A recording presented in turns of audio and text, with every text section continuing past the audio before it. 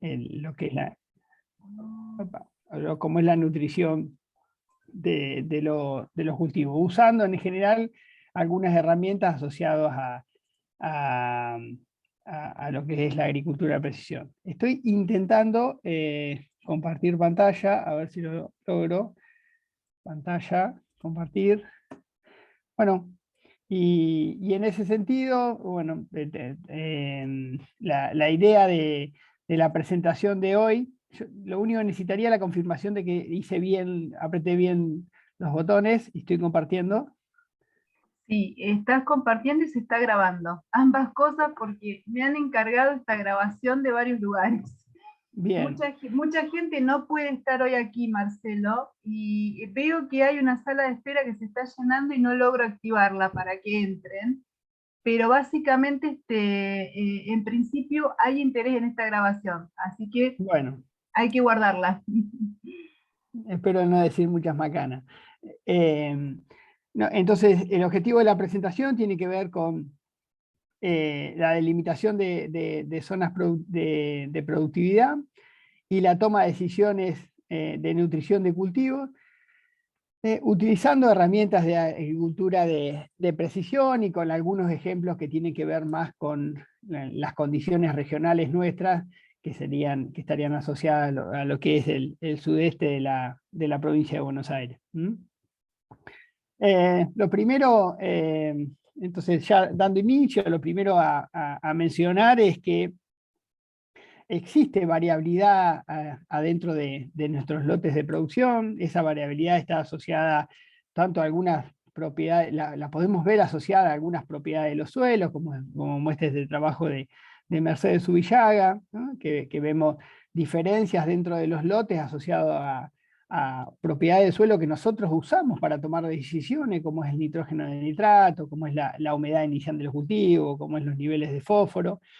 Y después también existe variabilidad en lo que es la producción de los cultivos. En este caso está expresada como la biomasa total y no como el rendimiento en grano, pero es un trabajo que me parece que refleja un poco el espíritu de considerar que adentro de los lotes nosotros tenemos heterogeneidad, tanto en propiedades de suelo, como acá no está presentado, pero también que tenemos diferencias en lo que es el relieve, y en ocasiones esas diferencias se asocian a variaciones de producción de los cultivos en las cuales en general nosotros estamos interesados. Algunas de las causas, no son las únicas, pero algunas de las causas que explican esta variabilidad, uno las podría asociar a la variabilidad de los suelos. Estos son los suelos de dos de los partidos que nos involucran, como es el partido más al norte, que es el partido de Azul, y el partido de Tandil, y vemos la capacidad de uso de los suelos reflejados en colores que van desde el rojo al amarillo, donde los verdes serían situaciones de aptitud, de mejor aptitud, y los rojos serían situaciones de una aptitud más baja. Independientemente de la aptitud, vemos que hay variabilidad en los suelos, por lo menos a escala, a la escala de partido, ¿no? Y nosotros ya sabemos que cuando bajamos a escala de lote también encontramos variabilidad. También otra fuente que hace a la variación adentro de los lotes tiene que ver el manejo que nosotros hacemos, ¿no? El ir modificando los lotes, o en este caso, como presenta este ejemplo, el ir modificando lo que es el balance de un nutriente, como podría ser el fósforo, genera variación adentro de los lotes, ¿no? Hay un ejemplo que por ahí está muy trillado, o sea, está muy visto, que es la extracción de un nutriente como fósforo asociado a la recolección de los granos, o sea, la extracción de fósforo asociado a la cosecha, una aplicación uniforme que está presentada como en rojo en la figura del medio, y una situación de balance, ¿no? Lo que yo extraigo, lo que yo aplico, y genera un balance que puede ser diferencial según cada uno de los sectores del lote. Acá está representado con una escala. Seguramente que si uno hace un zoom y lo mira a una escala de centímetros, también uno genera diferencias adentro de los lotes, porque nosotros estamos fertilizando muchas veces en una línea, y por ahí estamos extrayendo en todo un pulmón de área que explora la raíz, y en ocasiones, si uno lo mirara en vez de mirarlo en forma plana, lo mira en forma vertical, también genera unas variaciones adentro del estrato del suelo, ¿no? Entonces también tenemos variabilidad asociada al manejo nuestro que vamos realizando, el manejo antrópico que vamos realizando, y que vamos generando esto, la necesidad muchas veces de entonces modificar la unidad de toma de decisiones, pasar de estar decidiendo a nivel de lote a estar decidiendo, por ejemplo, a nivel de sectores dentro de un lote. En algunas ocasiones podemos estar decidiendo planta a planta, pero en el concepto de modificar la escala de toma de decisiones tiene como objetivo este slide, ¿no? Que, es decir, puedo estar tomando como hoy tomamos, acercamos las decisiones, que es cada vez que entro a un lote decido en su totalidad, o puedo bajar esa resolución y ir tomando decisiones según sectores dentro de un lote. Y la presentación va a tener fuerza en modificar esta escala de toma de decisiones, pero medio considerando 5 puntos que nosotros en lo que venimos trabajando, que tiene que ver con esta temática, que lo hacemos desde una zona más costera como es Necochea, hasta el área de La Prida y La Madrid. O sea, en general ese es nuestro corredor de trabajo, nuestro área de trabajo. Estos 5 puntos son los que creemos que los casos más exitosos que están abordando la temática de modificar esta escala de toma de decisiones, o la temática de agricultura de precisión, son los que están considerando estos puntos y están mejorando sus decisiones. Los puntos tienen que ver con delimitar estas zonas de producción, como yo lo estaba presentando recién, hacer una fuerte hincapié en la caracterización, y por ahí esta presentación tiene principal énfasis en esto, en caracterizar lo que estamos, estas nuevas unidades de toma de decisiones, porque quizá el éxito de las decisiones que tomo está muy asociado a que también yo hago esa caracterización, que también entiendo esas nuevas unidades de decisión. Pues el uso de modelos de diagnóstico, yo principalmente pongo foco en lo que es la nutrición de los cultivos, porque por ahí es mi área de formación. ¿Cómo puedo yo usar el punto 4? ¿Cómo puedo usar yo algunas herramientas que me van a permitir ir monitoreando o ajustando decisiones que he tomado?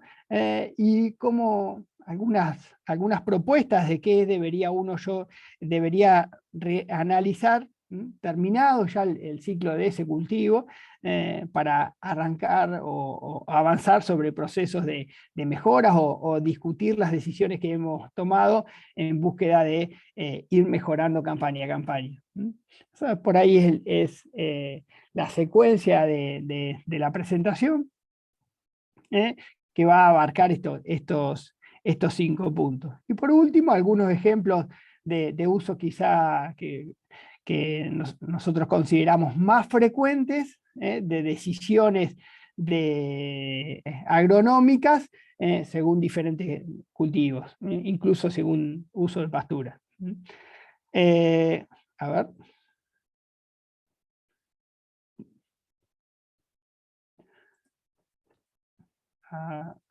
No me pasaba el slide. Bueno, me voy entonces al primer punto, a esto que tiene que ver con la delimitación de zonas de productividad. Y primero, considerar que uno puede diferenciar estas áreas teniendo en cuenta diferentes escalas. Una a nivel de establecimiento, que puede ser lo que tenemos en la primera figura, que está del lado más izquierdo, donde a modo de ejemplo uno podría segregar adentro del establecimiento las áreas que son agrícolas o las áreas que son ganaderas, o dentro de áreas que pueden ser agrícolas, según diferentes tipos de suelo.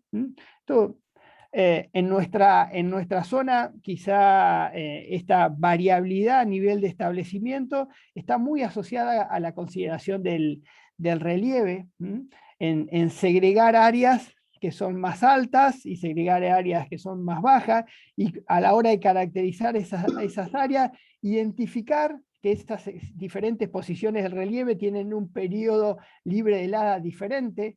Entonces quizá ahí generamos mucho valor, porque en cada una de esas posiciones de relieve ya no modificamos algunas cuestiones que tienen que ver, por ejemplo, con la nutrición o con la protección, sino algunas cuestiones que tienen que ver con la secuencia de cultivo o la estructura de cultivo. O sea, decisiones más fuertes, como son la rotación de los cultivos, que yo defino para una posición de loma, o que defino para una posición de bajo, o decisiones que tienen que ver con la fecha de siembra de los cultivos. Entonces, primero considerar esta variabilidad entonces, que tiene que ver a nivel de establecimiento, que por ahí la fuente de información más importante tiene que ver con los suelos o tiene que ver con el relieve. Después, dentro de estas mismas zonas de productividad, de estas mismas áreas que podemos tener dentro de un establecimiento, nos encontraríamos con la figura del medio. Podemos llegar a tener variaciones independientemente que entre dos lotes tengamos el mismo tipo de suelo, o en general suelos similares. Y lo que tenemos que tener muy presente es que nosotros hace mucho tiempo que venimos haciendo agricultura, entonces el efecto de la secuencia de los cultivos también debe ser considerado, ¿no? Independientemente que estemos en igual posición de relieve, independientemente que tengamos similares tipos de suelo, es sabido que tener un diferente antecesor, o que, por ejemplo, en nuestra secuencia de cultivo haya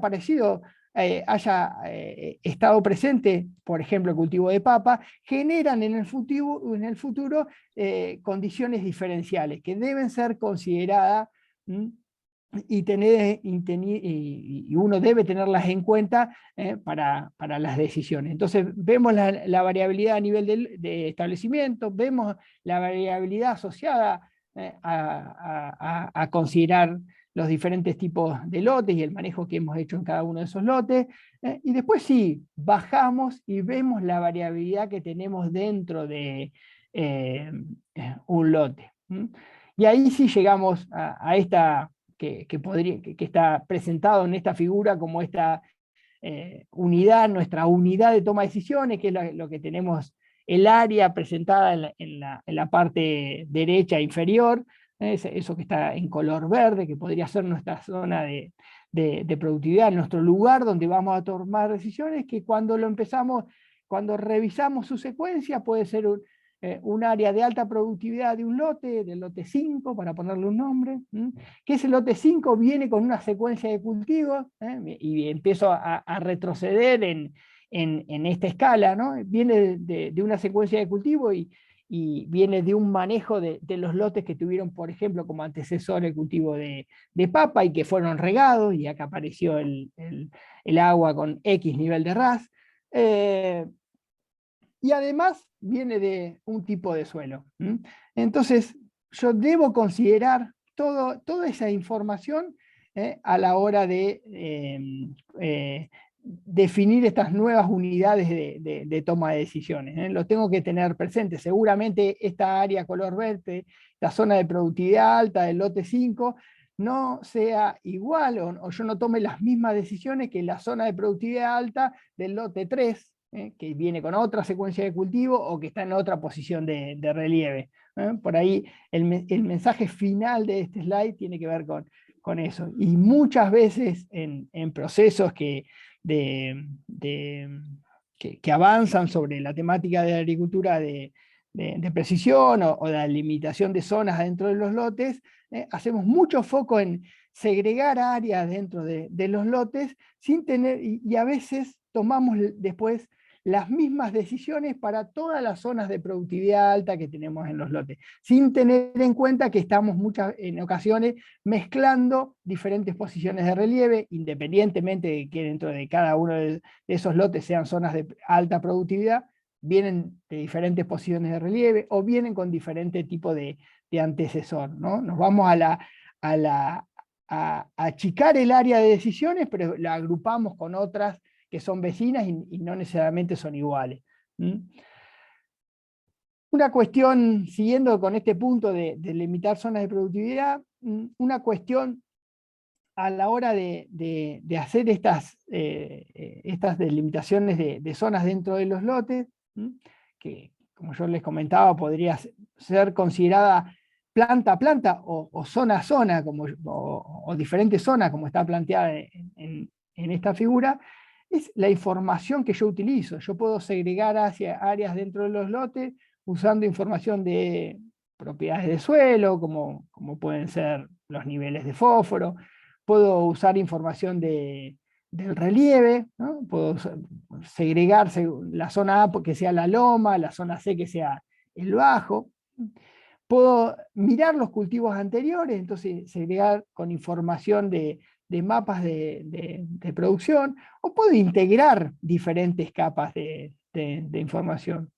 Sí, lo que en ese sentido hay que tener en cuenta que uno debería definir el objetivo de delimitación previamente y después seleccionar qué capa de información va a utilizar para dividir o segregar áreas dentro de los lotes.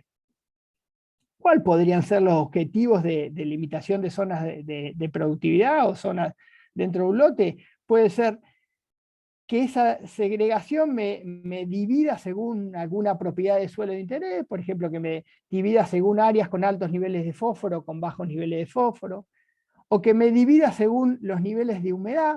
Yo puedo estar pensando en un cultivo de soja de segunda y solamente hacerlo en el área donde tiene X humedad, X cantidad de agua al momento de la siembra. Ese puede ser el objetivo agronómico. O puedo estar pensando que mi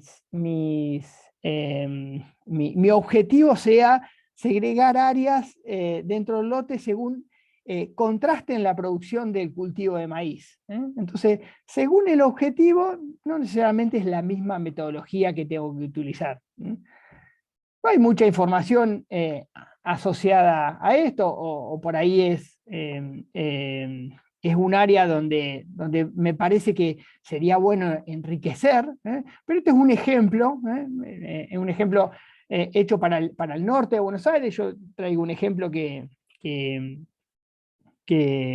por ahí es un poco más provocador. Después les muestro un ejemplo para lo que sería el sudeste de la provincia de Buenos Aires, que lo verán que está un poco más simplificado, pero esto es para el norte de Buenos Aires, un lote de producción que está segregado en zonas, en áreas, usando diferentes metodologías. Las diferentes áreas son los que estamos visualizando ahí como colores que van desde el negro al gris o el gris más clarito o un casi blanco, ¿no? Y vemos que de las 9 figuras que estamos viendo, el patrón de similitud, por lo menos a mi visualización, te diría que es bastante errático, no hay un mismo patrón de similitud. Y ahí están usando algunas metodologías que tienen que ver, que miran el suelo, otras que miran el relieve, otras que miran los cultivos anteriores, otra que seleccionan qué tipo de cultivo anterior mirar, otra que integran diferentes capas de información. Entonces vemos que no necesariamente nos dan los mismos resultados. Entonces, a priori, a mí me parece que es importante considerar qué capa de información yo utilizo para segregar zonas de productividad dentro de los lotes. Y acá, asociado a lo que comentaba yo en el anterior slide, es algunos objetivos agronómicos que están expresados en esta tabla, en lo que sería del lado izquierdo, como puede ser la disponibilidad de agua a la siembra, como puede ser el contenido de fósforo extractable o el nitrógeno de nitratos. ¿Y cuál es la metodología que me permitió segregar mejor según ese objetivo agronómico? O sea, ¿cuál es la metodología que me permitió diferenciar de áreas que tuvieran más diferencia entre ellas? Y ahí vemos que no necesariamente hay coincidencia. Cuando yo quería ver variabilidad en la producción...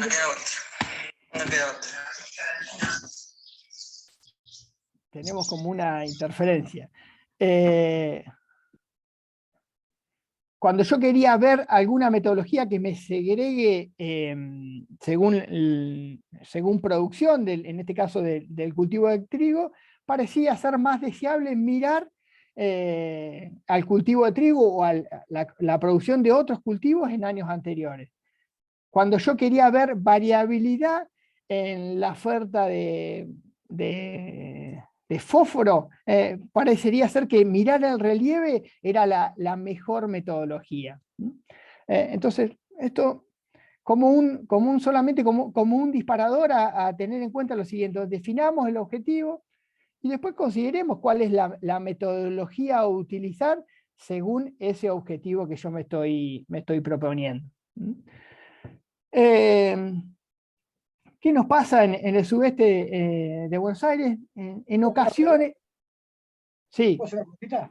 Sí, sí, Carlos. respecto a la diapositiva anterior, Sí. ¿esto lo haces a través de un análisis de correlación entre una variable y otra cosa, por ejemplo, y otra variable y rendimiento en grano?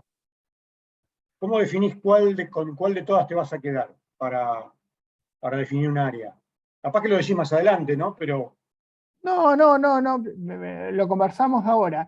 Nosotros lo que hacíamos es estratificábamos los lotes de producción, en este caso eran 6 lotes de producción, que lo dividíamos según cada una de estas metodologías, poníamos principal énfasis en lo que era propiedades de suelo y propiedades del cultivo de trigo,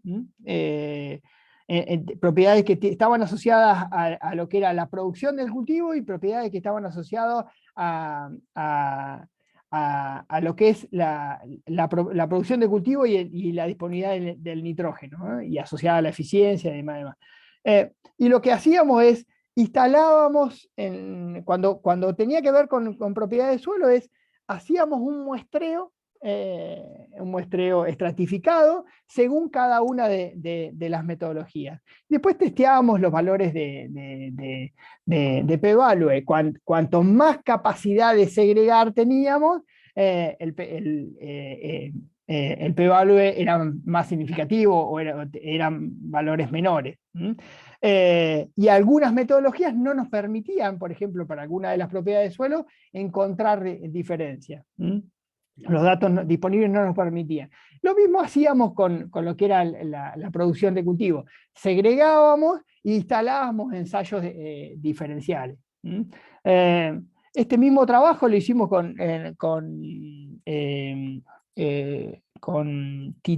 usando otra metodología, con Tití de India Castelar, a ver si me escapa el nombre. Tití Rivero, creo que era, Marcelo Beltrán y estaban en la propuesta de Antonio Mallarino, y en vez de hacerlo con un muestreo estratificado, se hacía un muestreo en grillas y veíamos esos resultados también. ¿Qué capacidad tenía cada una de las metodologías para segregar, ¿no? Segregar según algunas de las propiedades de suelos que nosotros nos íbamos haciendo, ¿no?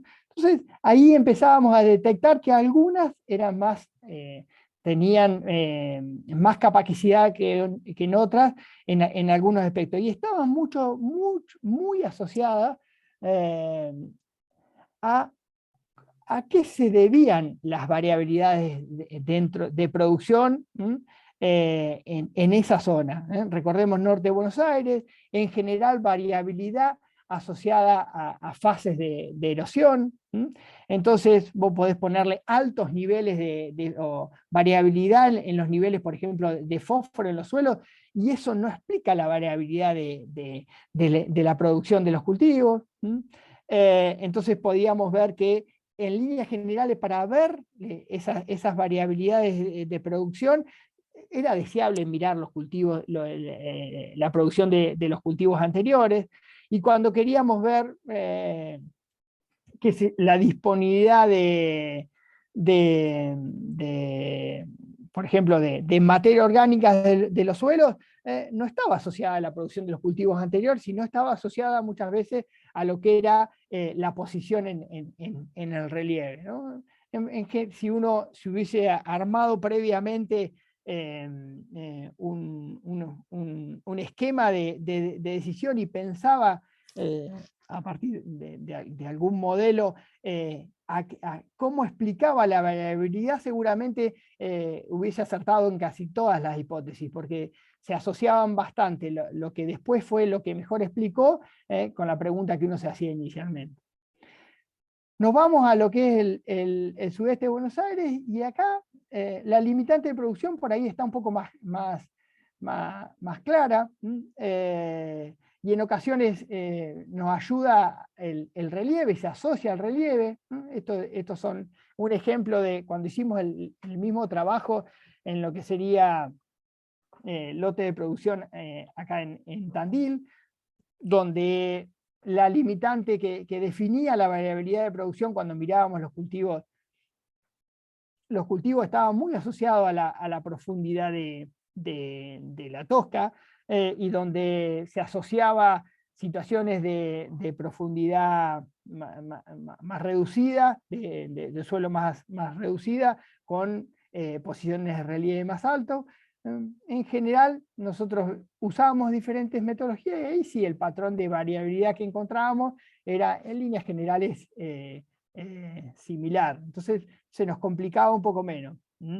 Pero independientemente de los ejemplos, sí me parece hacer fuerza en esto. Primero sería por ahí necesario definir cuál es el objetivo de la delimitación de zona, y después plantearse qué información vamos a utilizar. Por ahí quizá uno pueda hacer un poco más claro en algunos ejemplos al final, pero si yo quisiera ver hoy cómo explico la variabilidad en lo que es, por ejemplo, lo que es la disponibilidad de materia orgánica de los suelos, y la miro, es muy probable que mirar las posiciones de relieve sea la metodología que mejor me segregue para el sudeste de la provincia de Buenos Aires, que mejor me segregue la oferta de materia orgánica. Y no necesariamente va a ser la que mejor se asocie con lo que es la producción de los cultivos. Nosotros lo que estamos visualizando bastante es que pasa a ser muchas veces la pendiente en ocasiones más importante incluso que la profundidad de la tosca, y principalmente en los cultivos de verano estamos encontrando mayor asociación con cultivos de verano y mayor asociación con la capacidad de infiltrar que tienen los suelos, o la capacidad de recibir agua que tienen los suelos, más que con la profundidad de los suelos a la hora de ver la variabilidad dentro de los lotes. Después por ahí lo vemos en el ejemplo del cultivo de soja.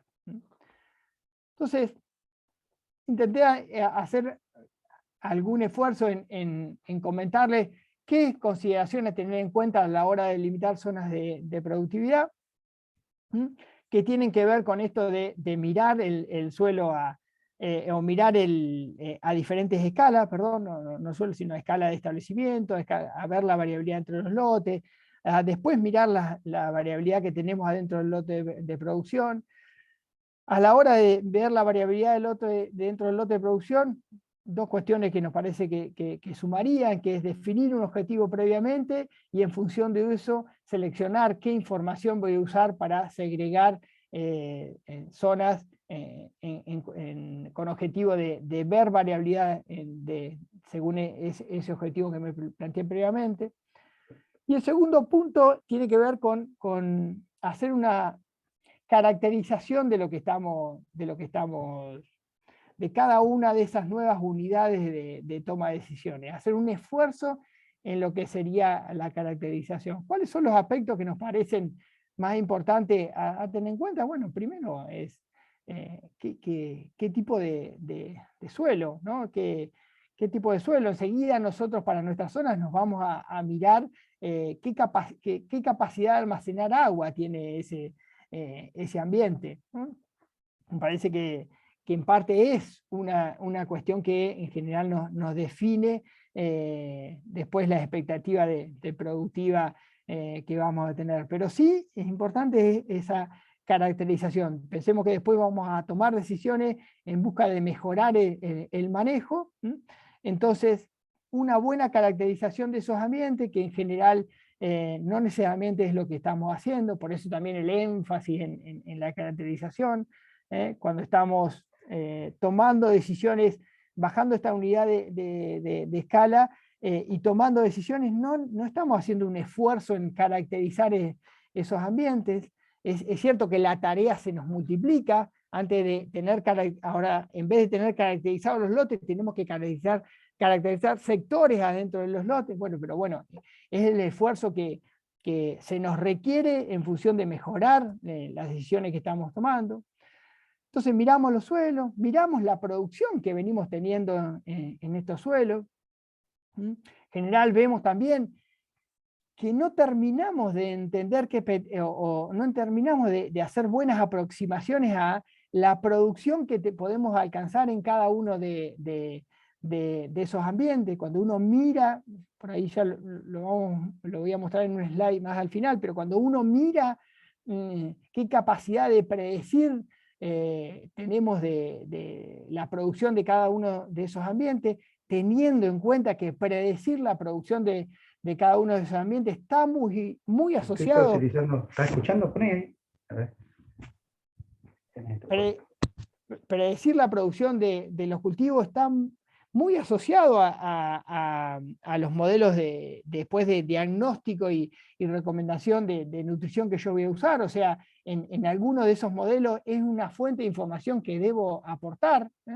Y en general nos pasa que tenemos más el número a nivel promedio y no conocemos los contrastes que tenemos dentro del lote. En general nos pasa que en los ambientes muy buenos subestimamos la producción, o sea, nos parece que está un poquito más baja que la que realmente estamos logrando, y en los ambientes más flojos dentro de los lotes estamos sobreestimando la producción, o sea que le estamos poniendo más kilos de la que realmente estamos logrando. Y tenemos la información para poder mejorar esa caracterización de esos ambientes. Tenemos la información de los mapas de rendimiento y en algunos casos en forma histórica que nos permiten ver cuál es la producción que venimos obteniendo para cada uno de esos cultivos en cada uno de esos ambientes, teniendo muy en cuenta la interacción que va a producir según cultivo, ¿no? Algunos cultivos son más o menos sensibles a la limitante que tengamos en nuestros lotes. Importante también poder jugar en la caracterización, poder considerar la variabilidad de los años. Acá está, en este slide está una propuesta que podría ser modelar los resultados. Acá tenemos, por ejemplo, en la figura que acaba de aparecer, tenemos en el eje de las X el rendimiento y en el eje de la Y la probabilidad acumulada. En verde continuo es un suelo argidol típico y en la línea discontinua es un argidol petrocálcico, un suelo que para este ejemplo es de 40 centímetros, modelado los últimos 30 años. Uno puede revisar de qué probabilidad de ocurrencia de un rendimiento a otro y cómo, si yo me muevo en un año que puede tener más o menos precipitaciones, qué expectativa de producción tenemos. Esto para nosotros es parte de la caracterización de nuestros ambientes, parte de la caracterización en un insumo clave para muchas de nuestras decisiones, como es hacer alguna aproximación de los rendimientos que podemos llegar a tener. Y después también, por supuesto que caracterizar esos ambientes también uno debería considerar algunas propiedades superficiales o subsuperficiales de los suelos que se pueden, que deberían ser muestreadas y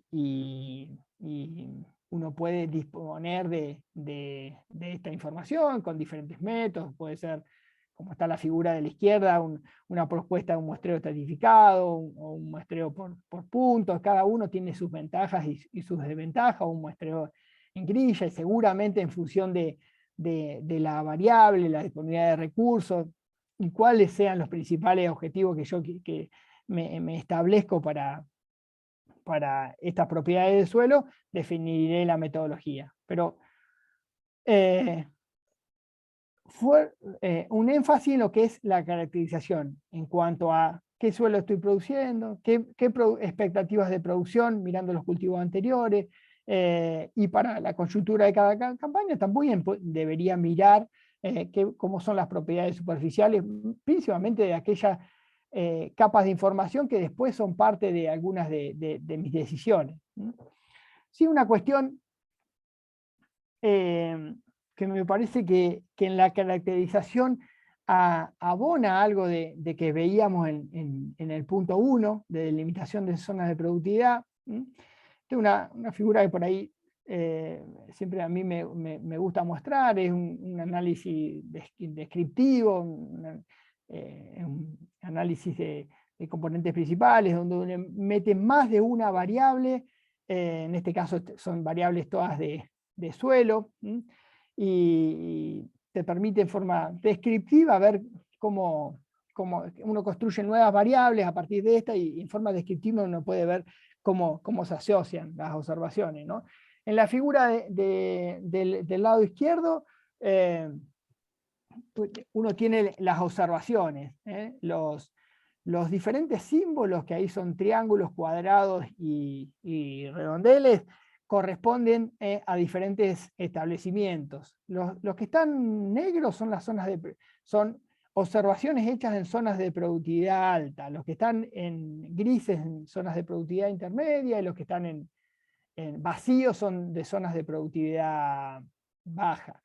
Y lo que tenemos en la figura de la derecha son las variables que intervinieron en ese análisis. Y lo primero que yo haría es los invito a mirar la figura de la izquierda y veo cómo se asocian. Y en general, si agrupas, las observaciones se tienden a agrupar por establecimiento. Y en una segunda escala uno podría decir que, bueno, en general dentro de cada uno de los establecimientos, las que están más en la parte inferior y del lado izquierdo serían por lo menos en 2 de los 3 establecimientos, serían las zonas de productividad alta. Y eso, en general, uno podría hacer una lectura de este análisis descriptivo, es que las observaciones se asociaron principalmente a establecimientos. Entonces, y en una segunda jerarquía a niveles de zona de productividad. Para ponerle un poco de lectura a esa figura, yo les cuento que como miro las variables en la figura de la derecha, las observaciones en la figura de la izquierda y las variables en la derecha, yo les diría que los cuadrados, que un establecimiento tienen mayores niveles de materia orgánica, tienen mayores valores de ese índice de IMO que está descrito, el índice de Pieri, que relaciona la materia orgánica con la textura. También les cuento que tienen menores niveles de arena, menores niveles de pH, menores niveles de arcilla, pero entonces son como un ambiente de esas, cuando yo les comentaba de esas fases de erosión, es un ambiente menos erosionado, ¿no? En general es un ambiente menos erosionado. Pero lo que quería hacer hincapié es puntualmente que se asocian principalmente al establecimiento. Entonces, cuando nosotros volvemos a esa primera, a esos primeros slides que yo les comentaba de la importancia de mirar siempre a las diferentes escalas, para este ejemplo puntual, claramente yo no puedo asociar todas las zonas de productividad alta, que serían todo, independientemente del tipo de símbolo, todo lo que está en color negro, por lo menos en cuanto a las propiedades de los suelos, y cuando miran la publicación está asociado también a las propiedades de los cultivos, no se comportan similares, tienen mucha influencia el manejo anterior seguramente que ha tenido ese establecimiento, que lo hace que muestren cuestiones que son diferentes. Son establecimientos que están muy cerca y en general no tienen tantas variaciones a los suelos, sino al manejo anterior. Entonces, es un poco para hacer hincapié en esto de tener en cuenta que también el efecto que hemos hecho nosotros, el efecto de manejo, de secuencia de cultivo, tiene efectos sobre lo que hoy vemos en tanto en la producción de los cultivos como en lo que son las propiedades de suelo. Nada nuevo. Vivimos en agronomía considerando el efecto del antecesor, el efecto de la rotación, el efecto... y solo que a veces cuando avanzamos en procesos de agricultura de precisión es como que damos vuelta o estamos tapando parte de un montón de hojas de libros y no sé por qué no las miramos, pero deberíamos considerarlas. Sigo en la secuencia, entonces hablamos de limitación de zonas de productividad, hablamos de la caracterización de estas zonas de productividad, y después tengan en cuenta que yo iba a hacer foco en lo que es esto de la nutrición usando estas herramientas, algunas cuestiones que tienen que ver con el diagnóstico y recomendación de los principales nutrientes que manejamos para los cultivos, que serían fósforo, nitrógeno y en general y azufre. Y una observación sobre esto es que podemos seguir utilizando los modelos que tenemos validados regionalmente para estas nuevas escalas de toma de decisiones. Nosotros lo que venimos viendo que en general estas fuentes de información las podemos seguir considerando independientemente del cultivo, independientemente del nutriente. Sí, en este proceso de mejora nos empieza a pasar que empezamos a detectar variabilidad y empezamos a tener necesidad de hacer pequeños ajustes. Entonces, si nosotros en esos modelos de diagnóstico y recomendación nos podemos ir acercando a modelos que sean lo más mecanísticos o lo más funcionales posible, más posibilidad nosotros de intervención tenemos. Cuando estamos usando modelos de diagnóstico y recomendación que son muy empíricos, que no nos dan mucho lugar a meterle mano, a meterle cuchara, muchas veces y no se nos ajustan bien para en este proceso de ir revisando nuestros resultados y ir haciendo ajustes en función de eso. Pero nada que no estuviese ya previamente considerado, porque cuando uno lee un trabajo de una publicación que nos acerca una aproximación con un modelo empírico, mira el universo de trabajo y en función de eso debería asociar, debería utilizarlo para ese universo que está expresado en la publicación que debería ser considerado. Si yo me estoy queriendo considerar ese modelo de diagnóstico de recomendación y me estoy explorando las zonas de productividad de muy baja productividad, es muy probable que no entre, no debería ser considerado. Entonces, esas cuestiones, ¿no? Me parece que podemos seguir utilizándolo si nos acercamos a aquellos modelos que sean lo más mecanístico posible o más funcionales. Parece ser que podemos hacer pequeños cambios que nos ayuden a mejorar las decisiones. Sí hay una secuencia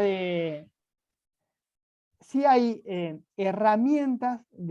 muchas herramientas de agricultura de precisión que nos permiten ir monitoreando las decisiones que hemos tomado siguiendo la secuencia de cultivo. Esta parte a mí me parece que es donde quizá más uno encuentra publicaciones en ese sentido y donde más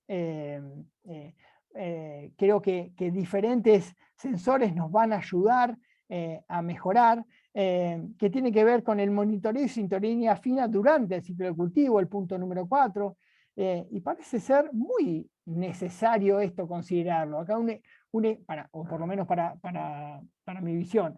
En la figura esta que yo estoy presentando, en la figura de la izquierda tengo delimitación de zonas de productividad dentro de un lote. Y en la figura de la derecha tengo el índice de Verdón en estadio temprano del cultivo. Este es un cultivo, ahora no me acuerdo si era trigo o cebada, en estadio muy temprano, de un par de hojas, y donde vemos las zonas rojas son de baja productividad, las zonas verdes son de mayor productividad. Y en línea general tiene un patrón de coincidencia con lo que estaba, con las zonas de productividad definidas previo a la implantación de cultivo. Pero también se observa, no sé si ustedes lo pueden ver, que hay una franja color roja, o de una productividad menos... más baja, que está expresado en este caso en color rojo, que no estaba considerado. Hay un micrófono que está abierto, que no estaba considerado en la definición inicial de estas zonas de productividad. Esto es yo conozco el ejemplo, o sea, lo recorrí al lote y fue una franja que se quedó sin fósforo y no se aplicó o sea, esas dos pasadas no se aplicó el fertilizante. Entonces, esto que nos va a repercutir desde este momento de 2 hojas hasta el final del ciclo de cultivo, la verdad que para las decisiones en adelante, que es muy probable que venga una decisión de fertilización nitrogenada posterior, debo tenerlo en cuenta. Entonces, ¿cómo me sirven este tipo de herramienta de los sensores para ir monitoreando el ciclo de cultivo y hacer ajuste en función de eso? Si yo tuviera que estar decidiendo sobre ese cultivo, es muy probable que para mí esta área sin fósforo sea un área que la maneje en forma diferente, independientemente que inicialmente la había agrupado, por ejemplo, a esta otra dentro de todo el área verde, o a esta otra dentro de todo el área violeta, creo que es ese color. Bueno, el ir monitoreando a los cultivos me permite hacer ajustes sobre esas decisiones iniciales. También tenemos algunas publicaciones que nos permiten asociar lo que es la información de los sensores, por ejemplo, con expectativas de producción. Ya conversamos que la expectativa de producción muchas veces es parte del insumo de mi modelo de diagnóstico y recomendación de el nutriente que por ahí más puedo ajustar en gramíneas, como es el nitrógeno. Entonces, usar este tipo de información también nos va a poder ayudar a mejorar las decisiones. Tener en cuenta que el uso, por ejemplo, de esta propuesta que mira en 2 momentos del ciclo de cultivo y cuál es la tasa de cambio en relación a, en este caso, cierta cantidad de grados día, lo mira al cultivo creciendo en un ambiente que se está dando en el cultivo, y me parece ser que es re interesante como predictor de la producción. Es cierto, falta un montón, después es muy probable que para nuestra zona nosotros estamos definiendo todo lo que, por ejemplo, para los cultivos de invierno estamos definiendo todo lo que es la aplicación de nitrógeno antes del 1 de octubre, y todavía nos falta una secuencia importante. De hecho, nos agarra una campaña como esta, que en los últimos 20 días de determinado ciclo de los cultivos tenemos una situación en algunos casos de déficit hídrico, y por supuesto que eso nos va a repercutir sobre la producción. Pero bueno, a medida que podamos ajustar las expectativas de producción que tenemos, me parece que vamos a poder ajustar las decisiones. Otra herramienta que nos permite, y es muy utilizada, es que nos permite ir ajustando, por ejemplo, la nutrición de los cultivos, y en el caso de nitrógeno, esto lo podemos hacer tanto en cultivo, en gramínea en general, en trigo, cebada, avena y maíz.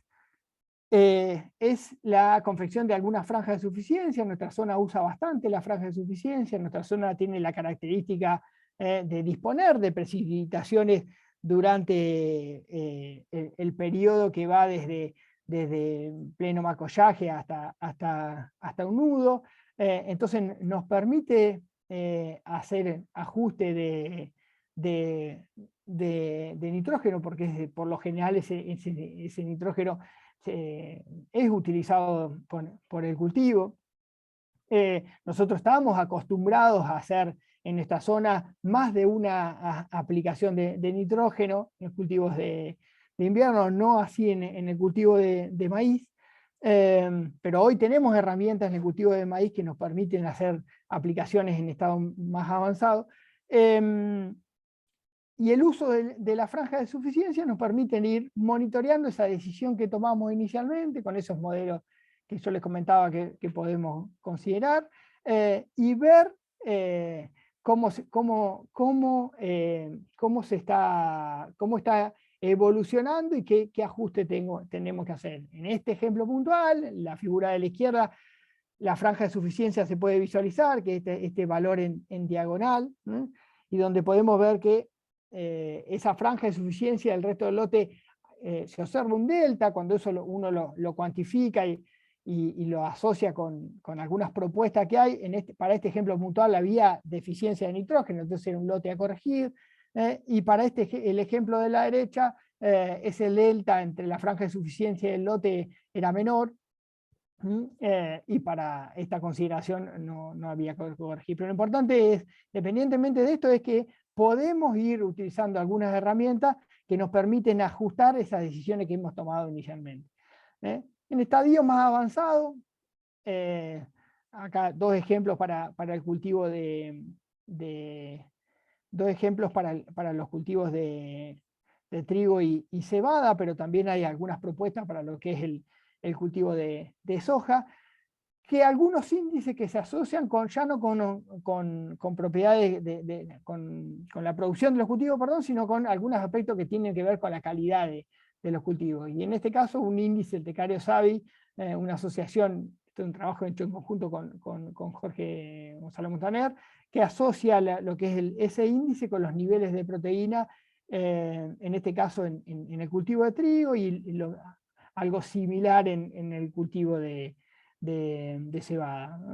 Para este ejemplo puntual no era una imagen tomada desde un satélite, sino desde una cámara multispectral montada arriba de ese avión que está que se manejaba en forma con autocontrol, ¿no? Vimos entonces la delimitación de zona de productividad, el esfuerzo en la caracterización, el uso de los modelos de diagnósticos regionales, el poder seguir monitoreando las decisiones que hemos tomado usando diferentes sensores. Por último, algunas consideraciones una vez que hemos terminado ya el ciclo de cultivo, que podríamos estar haciendo, como a modo propuesta, ¿no? Y uno tiene que ver con haber definido zonas de productividad entre los lotes y ver si en el mapa de rendimiento se reflejaban. O sea, ver si esas áreas, mi objetivo era segregar áreas según contrastes de producción, bueno, las zonas que yo determiné deberían visualizarse en lo que es la información de los mapas de rendimiento, debería tener cierto nivel de coincidencia. A la hora de hacer las caracterizaciones, uno hizo unas estimaciones de producción y después lo usó como insumo para ajustar algún aspecto nutricional. Y acá estos ejemplos que les comentaba, la figura de la derecha, en el eje de la Y, rendimientos estimados, en el eje de la X, rendimientos estimados, en el eje de la Y, rendimientos logrados, y a ver qué capacidad de haber estimado esos rendimientos tenemos. Okay. Y lo que podemos ver que en general, en los ambientes de baja producción, estamos en los ambientes de baja producción estamos sobreestimando, o sea, estamos teniendo rendimientos más bajos. Para un muestreo que nosotros hicimos en aquellos productores, en algún grupito de decisores que están considerando usar herramientas de agricultura de precisión, que le están poniendo tiempo a a pensar los lotes, vemos que igual hay algunos deltas, seguramente estos deltas tendrán interacción con el tipo de año. Y en rojo y en verde estaba asociado a que eran ambientes de baja productividad definidos de antemano o de alta productividad. Pero en general el espíritu es, o en general lo observado tiene que ver con esto que yo les comentaba inicialmente, de una sobreestimación en los ambientes de baja productividad y una subestimación en los ambientes de alta.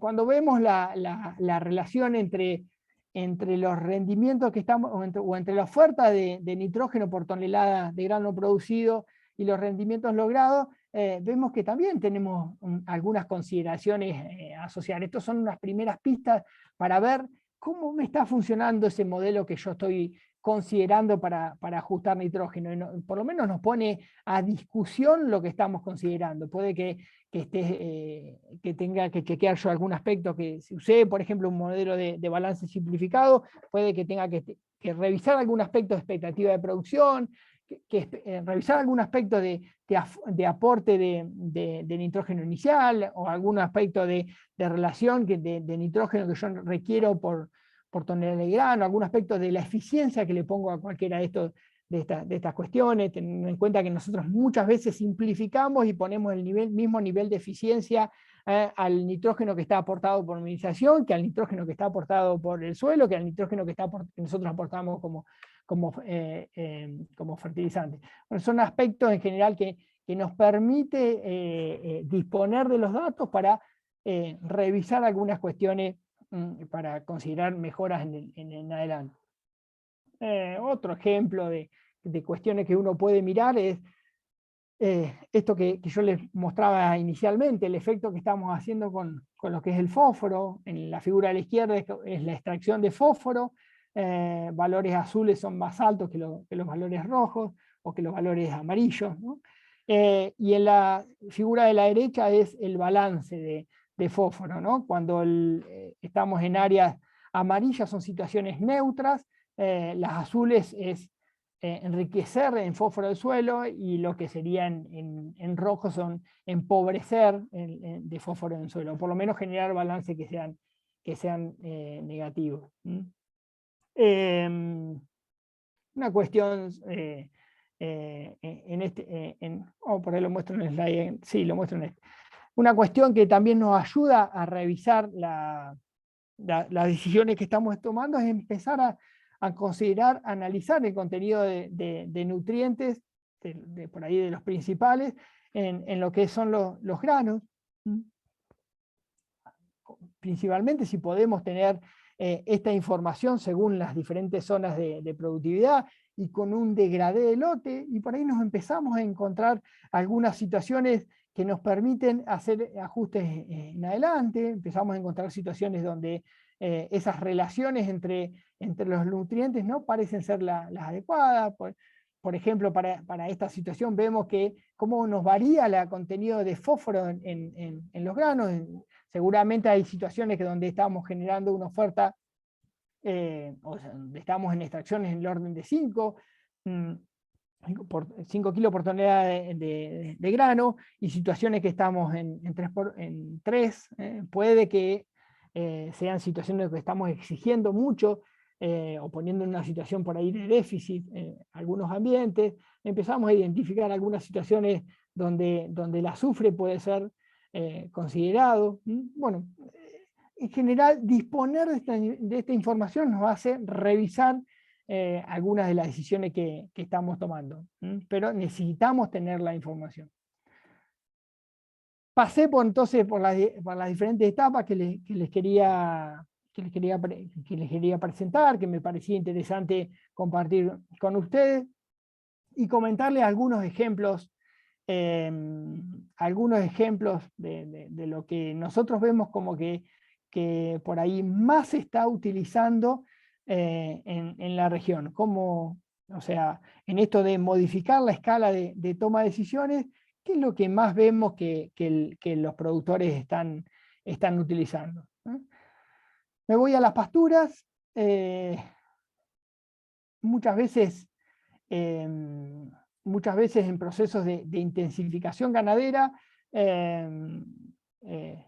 abordamos situaciones donde los lotes tienen variabilidad en lo que es los tipos de suelos, donde algunos lotes tenemos algidoles típicos, algidoles petrocálcicos, y esos mismos lotes comparten área con lo que son natrudoles o natracualf. O sea, cuando me fui a una situación bastante extrema, pero que es un caso real, donde tenemos importante variabilidad dentro de un lote. Seguramente, puntualmente en este lote, no tengo yo capacidad de dividir lote A versus lote B. Este es un ejemplo de un lote en el partido de la Prida, donde está en líneas generales como manchoneado. Y el esfuerzo tiene que ser, en este caso, yo lo veo como un caso que es como exitoso, este es un lote que real. Primero siguió los pasos que estuvimos considerando recién. Definir áreas según diferente altitud, caracterizarlas, seleccionar las especies y sembrar diferentes especies según esas zonas de productividad. Acá está el ejemplo. Ese es el mismo ejemplo. Primero, en la figura de superior y izquierda, tenemos ver la variabilidad que tenemos adentro de los lotes, caracterizarla. Ahí vemos que cada uno de esos colores se asocian, en este caso, a un tipo de suelo. En este caso puntual, después de esa caracterización, hicieron una simplificación, que es la figura que tengo en la parte izquierda, en el área inferior, pensando que el objetivo final va a ser una siembra diferencial. Entonces han hecho una simplificación, y en función de eso han tomado decisiones agronómicas, ¿no? Para cada una de esas zonas de productividad que está bien caracterizada, tienen diferentes opciones de especies, y cada una de ellas después tuvo una diferente pastura implantada, ¿no? Entonces, como un ejemplo en lo que sería el manejo de pastura. Con fuerte énfasis está seleccionado el ejemplo en esto de diferenciar zonas y caracterizarlas, para después justamente hacer una siembra según cada una de esas áreas. La general en estos lotes, en otra alternativa es hacer una siembra de un montón de especies, y que cada una de esas especies, si sobrevive o no al ambiente, después la vamos a obtener. O sea, en general muchas veces un montón de especies y que sobrevivan las que corresponden según ambiente, ¿no? Acá es una propuesta que considera esta variabilidad, la caracteriza, y a cada uno de esos ambientes le siembra las especies que corresponden.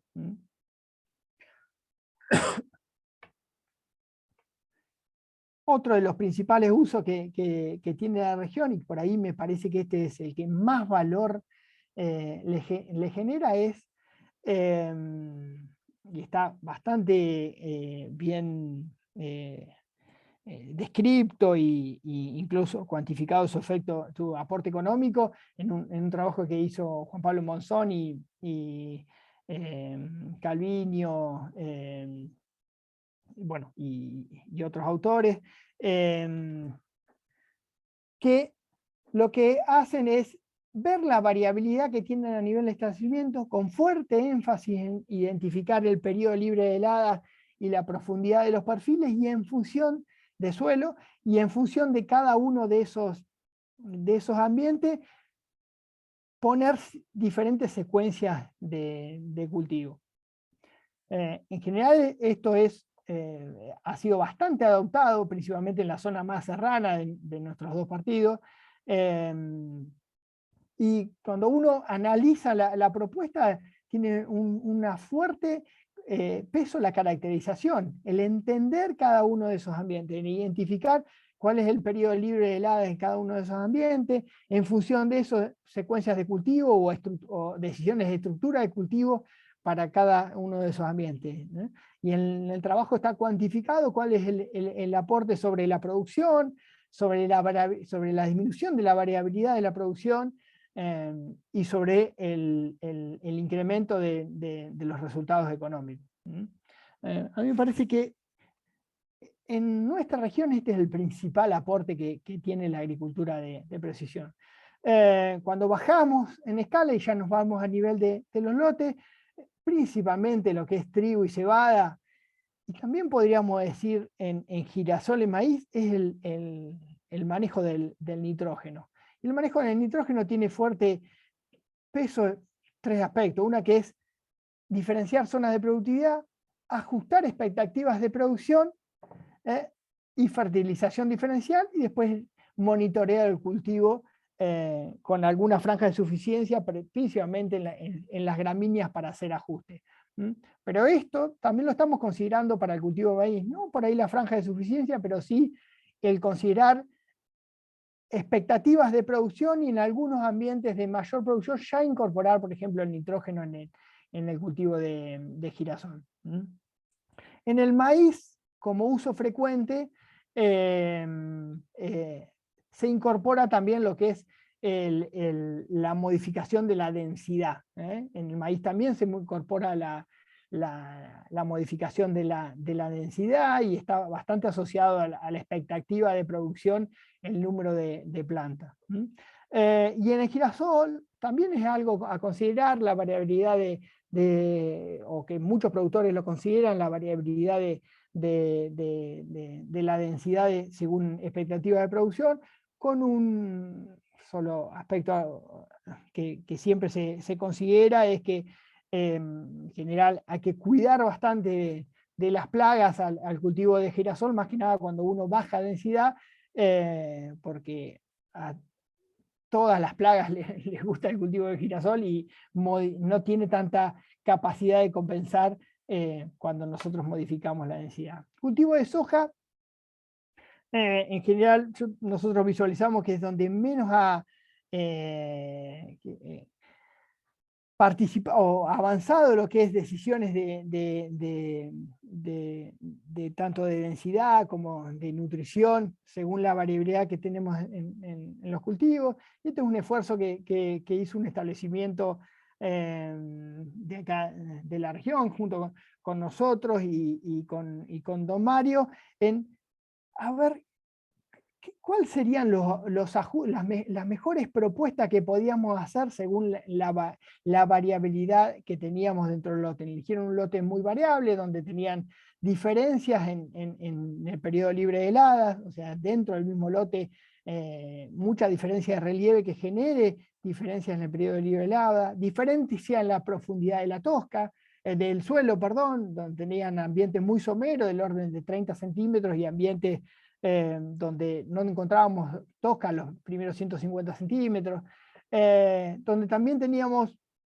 diferencias importantes en lo que era la pendiente, donde teníamos áreas muy tendidas casi muy planas, y áreas con niveles de pendiente mayores al 7%. Entonces, ver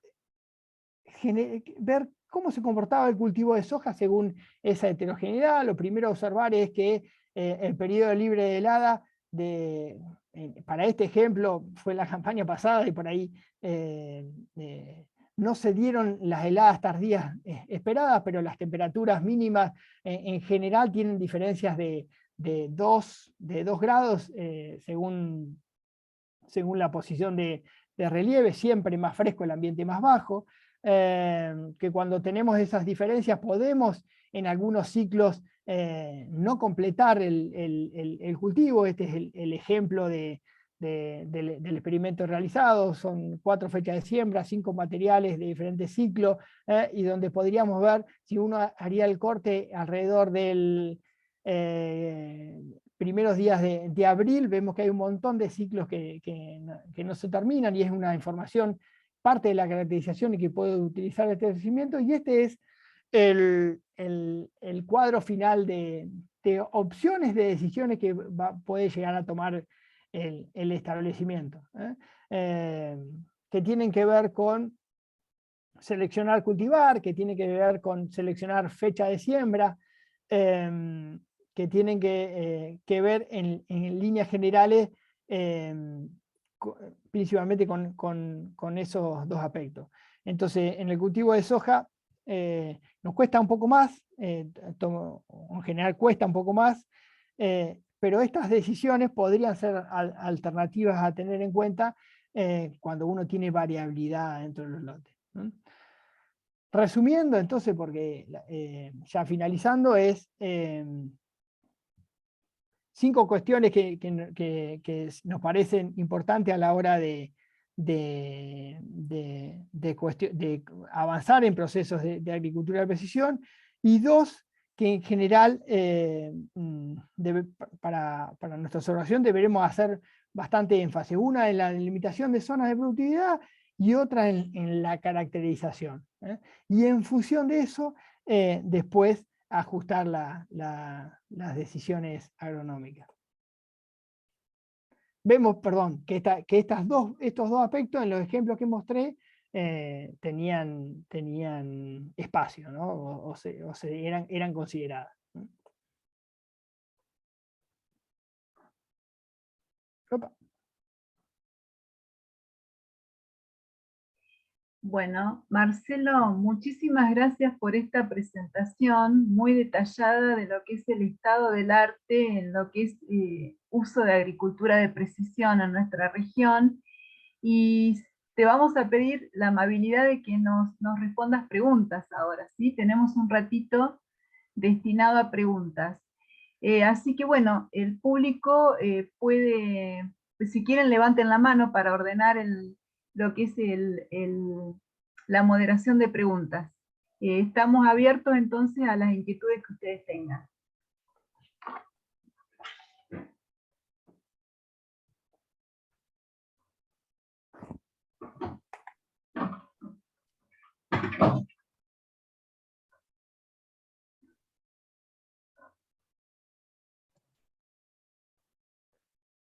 Carlitos, adelante.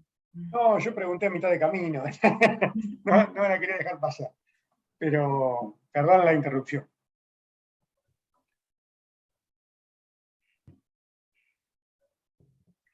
Hay Marcelo, algo en el chat. sí, en el chat están consultando si va a quedar la charla completa en alguna página. Les aviso que va a quedar en el YouTube de la Facultad de Agronomía. Ahora cuando se descarga en mi máquina, yo la transfiero al responsable de manejo de página, o de YouTube sería. Así que no se preocupen que eso a más tardar mañana va a estar disponible para que lo puedan visualizar. Y Sonia creo que quiere hacer una pregunta, ¿verdad? En realidad, buenas tardes. Hola Marcelo, ¿cómo andás? Hola a todos. Más que nada agradecerle a Marcelo, la verdad que muy clara la presentación. Por lo menos por mi parte tengo mucho para aprender en ese tema todavía. Así que más que preguntas era un agradecimiento particular. Bueno, gracias, Sonia. Marcelo, yo te hago una pregunta. ¿Cómo es a ver, yo me imagino de acuerdo a tu formación, todas las herramientas que estás compendiando, y cada tanto charlo con Carlitos, que se entrena en esos temas y los aplica también.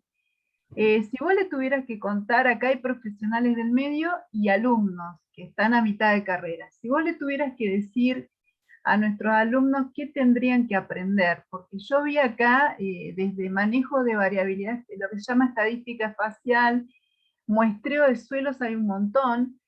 ¿Qué es lo que, para armar esas, porque yo sabes que lo que estoy viendo, esto es una plataforma de gestión, y como plataforma de gestión tiene muchísimos niveles de información, de distinto tipo de información que hay que integrarla de alguna manera. No es casual que gente de exactas esté aterrizando en este territorio, porque ellos se lo manejan buscando algoritmos, es decir, son muy eficientes en cuanto a hacer minería de información una vez que la información está disponible. Pero ¿qué es lo que ellos tendrían que reforzar en su formación? Si tuviéramos que revisar un plan de estudios, si tuviéramos que incluir elementos nuevos en su formación, ¿qué les sugerirías? Bueno, ahí yo por supuesto que te voy a dar mi opinión, y mi opinión está sesgada a la formación que yo tengo. Me parece que que el aporte más fuerte que nosotros podemos hacer es en la parte más asociada a lo que es la formación agronómica, en la caracterización de esos ambientes y en ajustar nuestros modelos de decisión. Me parece que vamos a disponer un montón de plataformas que nos van a permitir segregar zonas de productividad dentro de los lotes. Nosotros tenemos que solamente seleccionar las variables que creemos más adecuadas y la metodología que se utilice para hacer esa integración de información, que va a haber muchas y continuamente van a ir en un proceso de mejora. Ahora, el rol que no podemos dejar de tener es el rol de la actividad en el campo, y en esa caracterización de esos ambientes me parece que es una tarea que yo no veo que se vaya a solucionar desde ninguna plataforma ni de ningún sensor, o por lo menos en el mediano a corto plazo. Entonces me parece que ahí tenemos una tarea.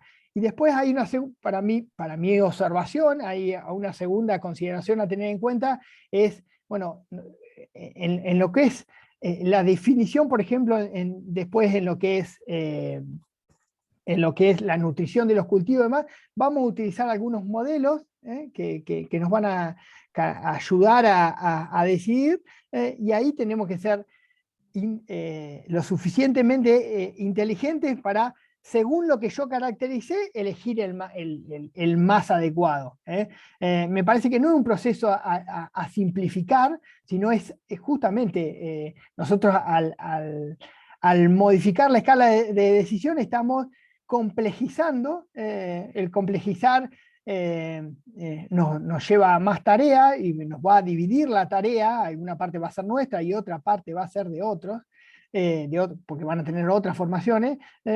Si yo visualizo que nosotros tenemos que dedicarnos fuerte a lo que es la caracterización y lo que es seleccionar los modelos para el área donde yo estoy trabajando. Ahora, no puedo seleccionar si antes no sé dónde estoy trabajando. Me parece que de las principales cosas que empieza a pasar cuando uno va a caracterizar un ambiente, a mí me ha pasado 1000 veces de decir, mi campo no tiene tosca. Y es lo primero que voy a hacer yo, es mostrarle que en algún lado tiene, casi, en mi barrio casi todos tienen. Entonces, mostrarle eso y enseguida genera una modificación en dedicarle un poco más de tiempo a esto, o esas áreas, no, yo tengo esos bajos, son todos dulces. Bueno, después cuando te encontrás con otras cosas. Entonces, ahí necesitamos, me parece, un esfuerzo en entender dónde estamos, y esa va a ser la tarea nuestra. Para mí, las otras me parece que van a avanzar muy rápido. Y después las plataformas las tenemos. Continuamente disponemos de una nueva plataforma que nos permite visualizar o segregar zonas de productividad, o visualizar cultivos en tiempo real, y demás, y demás, y demás. Bien, es decir que hay esperanza para los agrónomos, porque yo me siento muy invadida muchas veces por la gente de ciencias exactas, que es como que a través de sensoramiento remoto quieren contar todo, quieren hasta interpretar cuestiones agronómicas, y bueno, está genial, digamos, que sigamos viendo el valor de nuestra profesión en la integración de toda esta información. Te paso una pregunta del chat, Marcelo, perdón, vos querías decir algo. No, quizá en algún momento lo resuelvan todo, pero me parece que todavía falta. Sí, modelos Bueno. de nutrición no me los imagino porque tenés que entender a la planta. Vos fíjate que a veces mi formación es muy del suelo, y siempre me costó mucho entender la planta. Yo no me imagino, cuando nunca pensaste en la planta, cómo vas a poder predecir que va a funcionar, o cómo interpretás cómo funcionó, ¿no? Pero bueno, puede llegar a pasar. Te paso una pregunta del chat. Acá Javier pregunta si los índices NDVI pueden estar informando la presencia de alguna enfermedad aplicados a cebada o trigo. Yo he visto algunos trabajos, yo en general no dedico mucho esfuerzo a mirar trabajos que tengan que ver con factores de reducción, así como son las enfermedades de producción, ¿no? Como son las enfermedades y demás. Pero hay trabajos que asocian índices, no necesariamente el de NDVI, con incidencia de plagas, que más que nada son algunos que miran hacen mucho énfasis en mirar la hoja, no necesariamente es el NDVI, pero que por ahí mira más el canopeo, pero sí los hay. Y te hago una consulta, NDVI y posiblemente algún otro índice que deriva del sensoramiento remoto puede tener que ver con compactación. Esa es una especialidad de Carlitos, pero pregunto, ¿eso también te puede estar marcando algo que no sea clásicamente nutrientes? Yo no he visto trabajos que relacionen directamente, no me ha tocado ver valores de NDVI con la compactación, pero sí la producción de los cultivos integra diferentes cuestiones. Es algo que integra diferentes cuestiones que tienen que ver con la compactación, y seguramente mucho de lo que yo mostré en el norte de Buenos Aires debe estar asociada a la compactación, a esa variabilidad de producción, y que tiene que ver a la oferta, tiene que en parte asociado a la disponibilidad de nutrientes y principalmente a la disponibilidad de agua.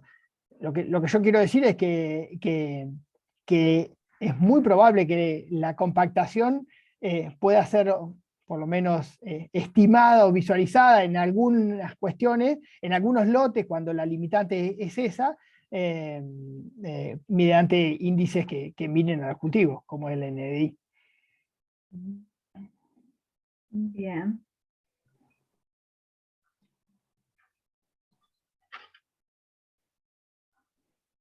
A ver si en el chat tenemos alguna pregunta, creo que no. Los invito a abrir un micrófono en todo caso, si no quieren dejar. Ah, ya Carlitos, bien. Sí, más que una pregunta es una consideración, ¿no? Por ahí yo creo que está asumido ya, ¿no? Hay variables de mayor peso en determinado tipo de regiones, ¿no? O hasta en determinado tipo de lote, creo que hoy lo mencionaste. En algunos lotes la variable topografía es muy importante, y más para algunos cultivos, por ejemplo, cultivo de invierno, juicio para trigo, que es donde va a tener una helada. En algunos otros momentos puede ser la profundidad del suelo, como la tosca en maíz, en nuestra zona. Y yo veo que a veces estas plataformas, y pongo el ejemplo de Fieldview, que es una plataforma nueva que se está usando bastante, que se usa porque es muy práctica, ¿no? Y nos hace una prescripción en pocos minutos, y a veces no sé en qué se basa para hacer una prescripción de densidad de siembra en una determinada región, ¿no? Cuando yo creo que, por ejemplo, la profundidad de tosca, en varios de los lotes de nuestra zona de acción y de zona de influencia y cultivo de verano, maíz, es la variable preponderante, ¿no? Y por ahí en trigo capaz que es, como dijimos hoy, la topografía, en esta zona periserrana. Bueno, más que nada esa consideración, y por ahí a ver qué comentario nos puedes hacer, Marcelo, al respecto. Yo comparto eso, dos cuestiones. Primero, que comparto y tengo la misma lectura de eso. Cuando uno usa esas propuestas, que están muy buenas porque simplifican una tarea, la verdad que están muy buenas, pero muy frecuentemente uno ambienta usando alguna propuesta así, recorre, a modo de ejemplo, las zonas de baja productividad y se encuentra que son las dos de baja productividad. Bueno, mira los cultivos anteriores, son las dos de baja productividad, pero por ejemplo puede encontrar todo un área que esté asociada a esa baja productividad a anegamientos temporales, y otra área que está asociada a profundidad de perfil. Es un ejemplo muy frecuente, ¿eh? Muy frecuente. Entonces, está bien, son las dos zonas de baja productividad. Ahora, la decisión agronómica es diferente y la interacción con los cultivos, si es de invierno o de verano, es diferente. Es muy probable que si yo esté pensando en un cultivo de verano y demás, ese ambiente de anegamiento temporal ya no sea una zona de baja productividad, sino me levante algún escalón o yo tome algún tipo de decisión diferente a ese ambiente muy somero. Cuando la metodología utilizada me los había puesto en el mismo equipo y no son del mismo equipo. Entonces yo comparto eso que vos estás diciendo y en la práctica lo veo con alta frecuencia. Otra cuestión que no tiene que ver, que ahí estaba mirando, por ahí no sé si estará escuchando o no, pero está entre los que están en la charla está Alfonso de Lara. Alfonso está haciendo el doctorado afuera, y él, si yo no mal entiendo, lo que está elaborando es justamente en integrar muchas capas de información que tienen que ver de mirar al suelo, mirar a los cultivos, y mirar, y mirar, y mirar, y esto que yo estaba planteando como que no dejemos de ir al lote, caracterizar, por ahí integrarlo en un modelo que puede hacer que no tenga éxito, Alfonso, porque si tiene éxito no sabe nada. Pero bueno, pero también hay otras miradas. No sé si Alfonso querés decir algo, no sé si estará escuchando. Muchas veces uno asiste a una charla y no está todo el tiempo escuchando. Está Alfonso, así que si quiere introducir algún bocadillo, bienvenido. Pero bueno, esa mirada también está. Hay propuestas de trabajo que van en esa línea. Me parece que el desafío es muy fuerte. La historia de los lotes, que nosotros tenemos muchos lotes integrados, o sea que en algún momento han sido manejos diferentes y hoy los tenemos en un único lote, asociado a esto del relieve y la periodo libre lava y demás. Me parece que esa historia se ve por mucho tiempo, no es que se ve, ese efecto se ve por mucho tiempo en los cultivos. Entonces, bueno, es algo que en líneas generales es difícil de integrar en un modelo, pero el desafío está, ¿no? Y lo están tomando. Una cosa que me quedó picando, ¿no? Que dijiste, que me pareció muy importante, ¿no? Tiene que ver a veces con las pendientes de los lotes, y ves menor productividad en un lote con pendiente que en un lote que tiene una profundidad de tosca, no sé, X, pero tiene menor productividad que otra zona con por ahí mayor profundidad de tosca. O sea que está asociado, o lo ves asociado, a una baja infiltración, ¿no? En un lugar con pendiente. O a las dos cosas, a la baja infiltración y al suelo somero. Ahí hay una actividad agronómica para realizar, ¿no? Que es hacer terrazas, curva de nivel, siembra en contorno, un montón de cosas que la hemos prácticamente abandonado, ¿no? Cuando vos mirabas ese ejemplo del cultivo de soja, que en realidad es justamente un experimento que pasa por esos diferentes ambientes, que está caracterizado en cuanto al relieve, a la profundidad del suelo, a las condiciones de temperatura y demás de cada uno de esos ambientes, que hay 4 fechas de siembra, hay 5 cultivares de grupos cortos a grupos más largos.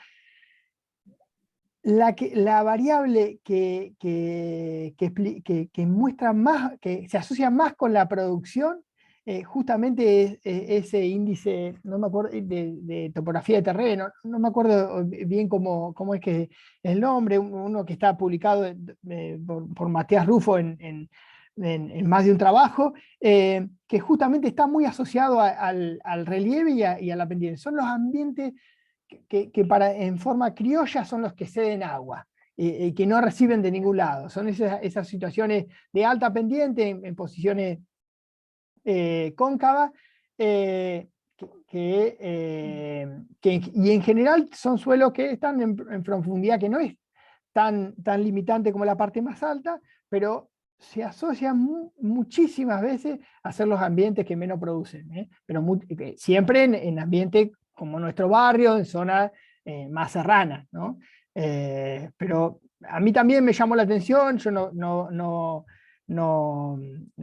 yo hace 8 años nada más que estoy en el sudeste, o 10 años que estoy en el sudeste, venía de otra zona, venía a visualizar solamente profundidad de perfil como la variable, y el relieve también explica aparte. Hay algunos trabajos de Nahuel Peralta que también lo describen al índice como el elemento a considerar, o la variable a considerar. Ujú. Acá Bueno, se tuvo que ir a Alfonso se peinar, conectó. Alfonso. Alfonso se reconectó. Alfonso, ¿qué querés decir? Estás muteado. No, ¿ahí me escuchan? Sí, sí. Sí. No, bueno, hace una semana estoy acá en Argentina. Bueno, estoy acá, no sé si tengo algún problema de protocolo o algo así, pero mi notebook se desconecta y se conecta. Pero no, quiero sumar a lo que decía Marcelo, lo que estamos haciendo allá. Es un esfuerzo de, bueno, un poco lo que decía él de encontrar todas las, personalizar el efecto de los tratamientos, de nitrógeno, de lo que sea. A lo que me refiero es, nosotros tenemos siempre una aplica dosis de nitrógeno y los efectos que tiene la planta en rendimiento son variables. O sea, hay zonas que no retornan, zonas que sí aumentan el rendimiento, zonas que se quedan iguales. Y lo que uno busca es aplicar a donde hay retorno, ¿no? Después, bueno, más complejamente, el óptimo económico. Pero para eso es un approach como un poco más generalizado. Estamos usando mucho teledetección y mucho sensoreo de propiedades del suelo para ver cuáles son las variables que explican por qué el mismo tratamiento tiene diferentes efectos. Es como, bueno, para eso también tenemos lo que es Big Data, que se está haciendo ensayos a nivel lote entero. O sea, usando variables, lo que se hace es lotes enteros, acá en Argentina, en Estados Unidos también, se recolecta información de todo tipo, y bueno, después se hace ciencia de datos, todo eso, en eso estamos trabajando ahora. Y puntualmente Machine Learning en la parte de la causalidad, o sea, cuando uno modela, todas las variables tienen el mismo efecto, o sea, depende la pendiente del efecto que tenga, el coeficiente que va a tener. Hay como nuevos algoritmos que permiten maximizar la estimación de la causalidad de los tratamientos.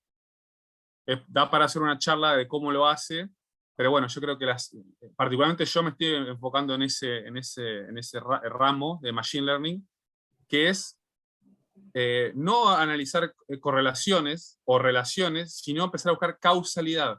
Exactamente las variables que explican por qué.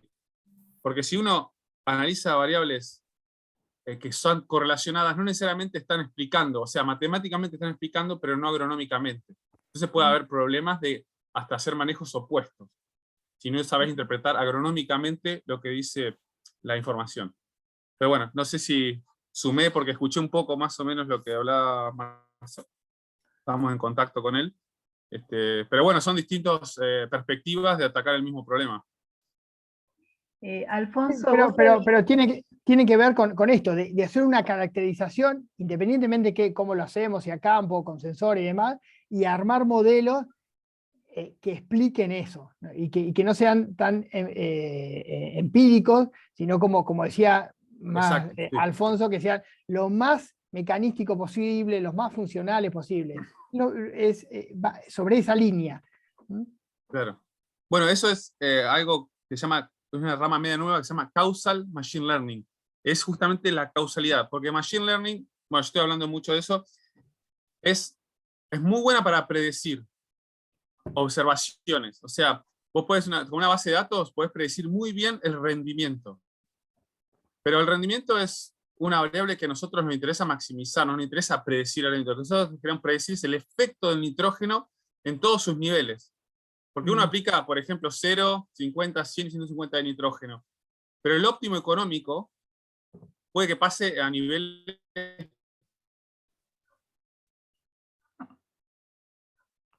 se cortó. Como 70 kilos. ¿Estoy? No, ahí estoy. Se Me cortó puedo un desconectar en cualquier poquito. momento, porque está medio raro. Se Bueno, cortó un para poder poquito. definir esos valores, necesitas la calidad. Hola. Se corta un poquito, Alfonso. Sí. Bueno, no me voy a extender mucho porque no estaba preparado. Hace una semana me estoy instalando acá en Argentina un poco y bueno, estoy en un lugar con una conexión más o menos. Pero en otra jornada, si quieren, podemos hablar un poco más. Dale. Bueno saber que andás por acá, que volviste al país. Viste que a veces te cuesta mucho tomar la decisión de volver. Alguna vez tuve que pensar Sí. eso. Cuesta mucho. Pero bueno, buenísimo que andás por acá y bueno, nos contactamos a través de Marcelo contigo, no te preocupes. Mira, yo te cuento algo. Cuando se hace Machine Learning en nuestra universidad, normalmente lo está liderando, lo lideran los grupos de exactas. Y no siempre, a veces consultan agrónomos, a veces no.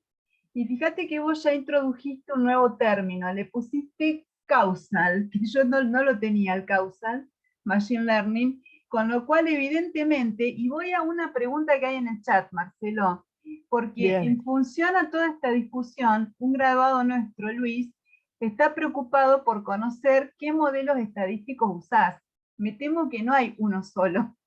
Y ya Machine Learning es como que tiene un nivel de complejidad muy grande. Probablemente quienes usan Machine Learning, además de que estudiaron mucha matemática, es decir, son gente que estudió matemática, bastante más matemática que la que vemos en el grado, probablemente, bueno, te pregunta Luis, ¿qué modelos usás a la hora de decidir sobre ambientación? Eso, no sé, creo que no hay una respuesta única a eso, pero bueno, ahí está interpuesta la pregunta. Ahí la encuentro, la pregunta dice, para determinar cuál variable es la más relevante a la hora de decidir sobre una ambientación, ¿utilizás algún modelo estadístico? Bueno, nosotros lo que sí íbamos y testeábamos la capacidad que tenía de encontrar diferencias, una metodología versus otra. Después, cada una de esas metodologías tenían una forma de agrupar los datos, desde unas, qué sé yo, suma estandarizada, que era una cosa muy, muy simple, desde algo, incluso entre las metodologías de algo tremendamente simple, como que era que el productor lo trace, segregue las áreas a lápiz desde a una clasificación hasta un clúster, usando diferentes alternativas de consideraciones a la hora de hacer el clúster. O sea, pero la limitante después la mirábamos con los resultados. No teníamos una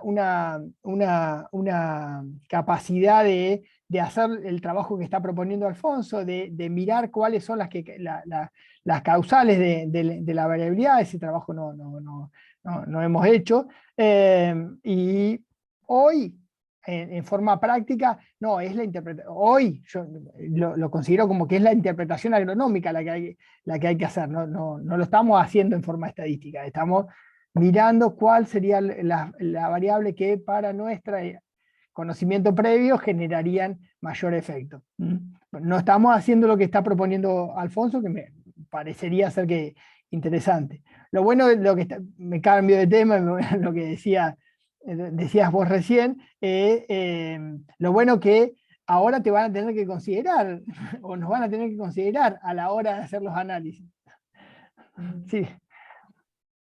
Sí, claramente. O espero. A veces yo siento que quien sabe matemáticas es una especie de Dios. Los que saben algoritmos y eventualmente los aplican a interpretar la biología o los recursos naturales, a veces siento que juegan a ser Dios. Y no siempre consultan no hacen interdisciplina necesariamente. Yo he visto conclusiones muy osadas en algunos trabajos científicos simplemente porque sabías matemática y podía derivar un algoritmo. Pero bueno, veremos. Me alegra que haya esperanza en el territorio de la agronomía respecto de que todavía seguimos siendo útiles, ¿no? Probablemente yo no tengo tu experticia en interpretación de datos y en generación de esa información, y mucho menos la de Alfonso, seguramente, pero bueno, yo entiendo de suelos y ambientes, eso sí, y lo aplico de diferente manera. Hay una preguntita más de Leandro Donofrio acerca de ambientaciones en pivot y el sodio. Dice, bueno, comentario, muy buena la charla, para consultar sobre ambientaciones bajo pivot, con características suelo o sus experiencias cuando hay sodio en el suelo. No sé qué se puede decir, Marcelo. Yo he visto regar suelos sódicos. Alguna vez me pasó de ver que algo no funcionaba porque regaban suelos sódicos, pero bueno, vos dirás. No, con respecto a lo que es el riego, nosotros ahora también estamos trabajando en lo que es justamente el efecto del riego complementario sobre los suelos. Por ahí es otra de las charlas que en su momento está propuesta para hacer en un espacio como este. ¿Qué es lo que estamos observando? Es que en líneas generales el riego está generando efectos tanto en la química del suelo, en los niveles de sodio de los suelos, como en lo que es la física de los suelos, en lo que es la densidad aparente, en lo que es la infiltración, en lo que es la resistencia de la penetración y demás. La información que hoy disponemos para clasificar un agua de riego es una buena aproximación, es una buena aproximación. Nosotros en general estamos regando con aguas que son bicarbonatadas, o sea, son bicarbonatadas sódicas. Ese bicarbonato nos genera un efecto y nos hace un poco más importante el valor del sodio de nuestras aguas en cuanto al efecto sobre los suelos. Y lo que principalmente estamos viendo es que hay alguna información que no tenemos, está asociada a dos cuestiones. A una es, también yo puedo clasificar el agua, pero no necesariamente la puedo gestionar, o sea, no sé cuánto puede utilizar según el tipo de agua que yo tengo. Tenemos alguna información asociada a datos de José Luis Costa y Virginia Paricio que nos aproximan a la gestión del riego usando la información del RAS del agua, el factor de dilución, o sea, cuánto yo utilizo por milímetro de agua que se están dando, pero lo que sí visualizamos es que incluso en condiciones donde tenemos ese RAS factor de dilución bajo, estamos generando efectos sobre muchas de nuestras propiedades de los suelos. Tenemos una debilidad en asociar ese efecto de la propiedad de los suelos sobre la producción de los cultivos, pero sí vemos que la infiltración está afectada, que la densidad aparente está afectada, y que a priori son todas cuestiones que se asociarían con producción de los cultivos. Entonces, hay dos líneas de trabajo, una que tiene que ver con generar información para poder gestionar bien el agua de riego. Nosotros tenemos muchos datos de lo que es Tandil para el lado costero, sobre ese tema. Nos hemos vinculado con un grupo que está trabajando en el lado de la Prida, la Madrid, Suárez y demás, que es el grupo de Karina Álvarez. Hemos compartido parte de la información con ellos están visualizando cosas muy parecidas a nosotros. En ese integrar información estamos explorando suelos que tienen un nivel de conductividad eléctrica y suelos que tienen otro nivel de conductividad eléctrica, suelos que el riego está asociado a incorporación de cultivos con labranza, papa, para poner un nombre, y suelos que están asociados a cultivos que son para grano, y cultivos que son para semilla. El cultivo para semilla no tiene labranza y además muchas veces son pivots que se repiten con alta frecuencia en el tiempo, porque son esos pivots que requieren la aislación que corresponde para que no haya contaminación, entonces tienen una lámina muy alta. En ese degradé me parece que hay, primero, un llamado de atención que hay efectos sobre los suelos. Segundo, otro llamado de atención que no tenemos información para gestionar bien el agua de riego, y hay información para hacer unas aproximaciones a ayudar a aquellos que están regando a utilizar. Hoy quien está regando solamente tiene 4 o 5 propuestas que te permiten clasificar el agua de riego, y en algunos casos queda siempre con riesgo o con que hay que usar con precaución. Pero eso no alcanza para gestionar el agua. Toda una tarea en ese sentido, y una siguiente tarea, ya hice la macana, ya tengo los efectos sobre el suelo, ¿cómo los empiezo a remediar. Bueno, otra tarea estamos encarando en ese sentido de, bueno, qué enmienda, esa enmienda asociada a qué práctica, y bueno, y cómo la monitoreo y demás, para ver si podemos mejorar esa condición. Y seguramente las recomendaciones no van a ser las mismas para Necochea, sobre el mar, con X nivel de milímetro, y con X conductividad eléctrica en los suelos, versus Coronel Suárez con otra cantidad de milímetros y demás. Te quiero decir que la pregunta es, ¿se ven los efectos? ¿Están presentes los efectos? Hay que medirlos, hay que ir midiéndolo. Listo, se ven los efectos. Está bien. Bueno, muchas gracias por tu respuesta. Yo estoy preocupada por la cantidad de arcilla que tenemos. Acá agradece Leandro tus comentarios. No sé en qué zona está regando Leandro, pero yo he visto que acá administrar riego es una cuestión por la cantidad de arcilla que tenemos ya desde Marcelo. Es como que somos la zona de riego frecuente, poquito y frecuente, porque por la capacidad, por la retención alta que tiene el suelo del agua. Es un poco ese el tema, ¿no? Así que bueno, a ver si Leandro nos respondió de dónde está regando, no. Pero bueno, es una de las cuestiones que tenemos acá. Y sabes, un segundito, Carlitos, ¿sabés qué cosa me llamó mucho la atención y va a favor de esa hipótesis de que tenemos demasiada arcilla? La variación que tenés en el rendimiento del trigo, ¿te acordás cuando haces la estadística de 20, 30 años? Porque en el trigo no sé si esa tosca 88 centímetros te influencia tanto en lo que es el rendimiento, algo que también comentaste, que por ahí en un cultivo de invierno eso quizás no tiene tanto efecto, pero sí creo que en el balance, en el agua útil, el contenido de arcilla de la bendita serie azul, que es muy alto ya en el A, técnicamente está haciendo una diferencia y un ruido muy grande. Cuando uno mira la serie Minagri de rendimientos, en general azul tiene rendimientos muy bajos. Eso es algo que nos ha venido llamando la atención a varios. Cuando te pones a mirar para varios cultivos, el rendimiento regional es bajo en general. Y lo asociábamos también con las precipitaciones, que para algunos cultivos, bueno, las precipitaciones en verano pueden ser también muy determinantes. En Olavarría también. Acá Leandro dice que está en Lobería regando. Pensé que era de nuestro barrio, porque he visto el riego aplicado en azul y es complicado. Pero bueno, cierro el pico y Carlitos quería decir algo.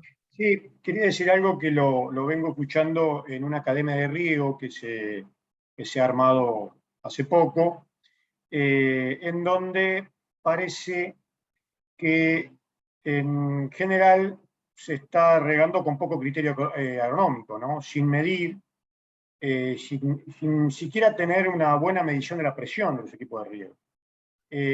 Y tampoco medir humedad en el suelo, utilizar, hay algunos, el NDVI junto con el KC, puede indicar en qué momento regar y con cuánto regar.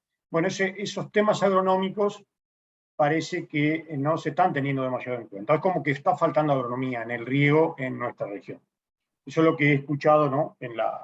en esta academia, y ellos están ofreciendo un servicio, ¿no? Bueno, eso seguramente otros también lo ofrecen, para ahorrar agua, mejorar los rendimientos y reducir las contaminaciones, ¿no? Y el impacto sobre el suelo. Sí, yo lo veo igual. Muchas veces nosotros hacemos evaluaciones sobre situaciones donde uno ya ve algún efecto. Ahí capaz que Lobería ha sido uno de los sitios donde más hemos evaluado. Cuando uno empieza a reconstruir, empieza a hacer, ver el efecto sobre las propiedades químicas, sobre las propiedades físicas, y empieza a asociar esos efectos con el manejo del riego. En el manejo del riego nos vamos a cuestiones bien simples, como es, bueno, qué lámina de riego utilizaste y con qué calidad de agua uno estuviste regando. Cuando nos vamos a buscar ese tipo de información, cuesta encontrarla. Y a veces hay que estimarla. Y cuando uno le cuesta encontrar y hay que estimar, es porque, no lo sé, pero tengo mi hipótesis de que esa gestión del agua de riego que vos estás planteando no está hecha. No está hecha. Más cuando empezamos a asociarnos a cultivos de mayor valor, cuando lo que estamos cosechando es de semilla o producto que después termina siendo la semilla, y cuando estamos cosechando papa, que son cultivos que pagan, entonces que el factor agua hay que sacarlo. Bueno, me parece que ahí podemos llegar a tener algún nivel de ruido. Y sí, me parece que las mejores gestiones están asociadas justamente a lo que vos estás proponiendo, cuando utilizan esa propuesta que tiene que ver con el uso de imágenes satelitales y el casé de y estimaciones de casé de cultivo y demás, por lo menos nos ayudan a hacer una aproximación y a gestionar mejor el riego. Bien. Bueno, muchas gracias, Marcelo. Se abrió otra caja de Pandora. Entonces, el año que viene te vamos a escuchar, entonces te vamos a invitar a charlar sobre esto en otra clase abierta, probablemente. Acá están comentando que ya hay algunas personas que necesitan retirarse, como Sonia. Muchas gracias, Sonia, por acompañarnos. Y bueno, no sé si hay más preguntas. Disculpen. Sí, no hay problema. Muchas gracias por acompañarnos. Y bueno, seguramente te vamos a convocar el año que viene en este formato, o Dios dirá cuál, pero te vamos a convocar seguro, y te vamos a pedir un segundito más para tratar la tesis de Andrea. Por favor, no te vayas. Bárbaro, Bueno. hacemos así. Bueno, acá te están agradeciendo, Marcelo. Muchas gracias. No, gracias a ustedes por el espacio. Está bien, y son muy conceptuosos los comentarios, ¿no? Te agradecemos un montón tu presentación, habida cuenta de que tenías también algunas cuestiones personales que te podrían haber impedido venir acá, pero bueno, te agradecemos mucho. Yo voy a parar la grabación, y bueno, le agradecemos a todos